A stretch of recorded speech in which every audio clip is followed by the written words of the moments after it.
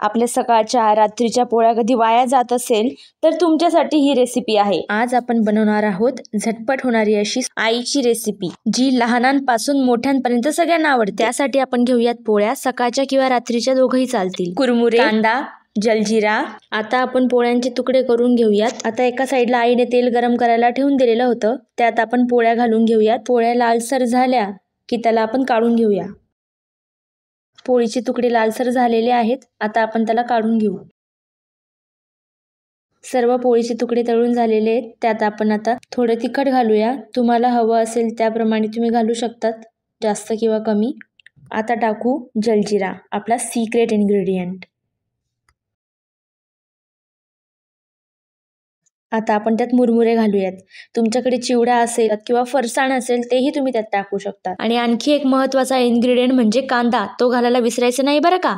आणि ही आपली चटपटी तयार आहे। मस्त खा, पोळ्या वाया न जाऊ देता मस्त मजा घ्या, जशी आमची पूजा वहिनी घेते।